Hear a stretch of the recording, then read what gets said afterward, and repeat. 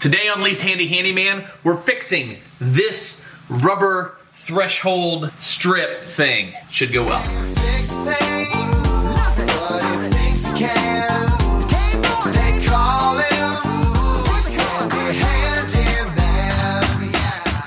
See this, Jordy? This is not gonna work. This is not doing anything to protect the threshold of my home.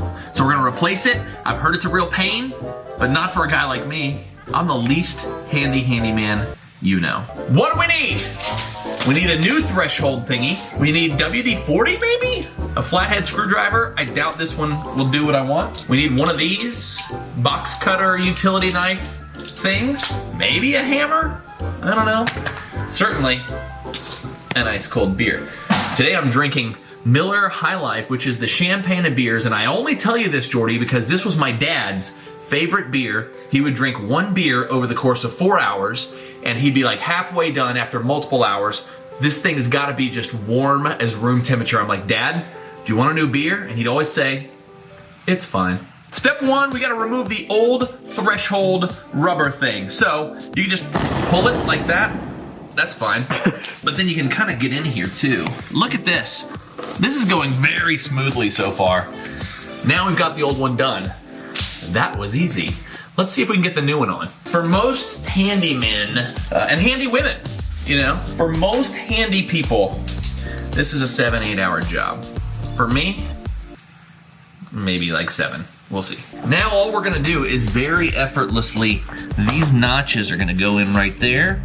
And then, oh, let's see, I might have got the wrong size here, Jordy, we'll see. And see, Jordy, how I'm just effortlessly jamming that in there? Just force it. That's, you know what? You brought us to one of the mottos of Least Handy Handyman. If you're having a problem, just force it. And some people would be, right now, are screaming, Terry, you need to cut that to length. Cut it to length. And you're probably right, let's cut it. You know what they say, Jordy? They say, measure twice, cut once. So, I'm gonna eyeball it. That's what the pros do. I'm gonna notch it right there, and then now, I'm just gonna cut it beautifully along that notch. Boom! Woo!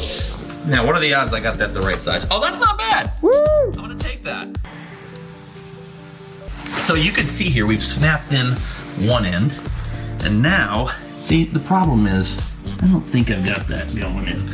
You know what? I'm just gonna force it. Yep. No, that's not doing it either, Jordy. What? Yep, I think we've got the wrong size. Have you tried hammering it harder?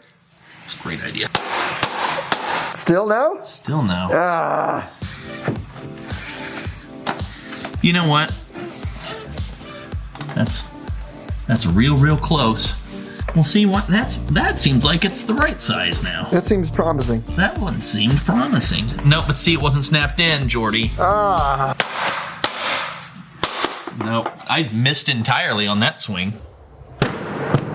That should have worked. Now, you people at home, that should have worked. Like Jordy said, obviously it didn't, but I think maybe I accidentally bought some kind of demonstration piece they had at the hardware store, because this clearly is not, it's not gonna work very well. No, it's too short. I gotta go back to the hardware store. And see, what I did is I went in there and I just bought something. I didn't ask for help. I didn't ask for anybody's opinion. Yep. And that's how you go to the hardware store. Yeah, like a man. Like a man.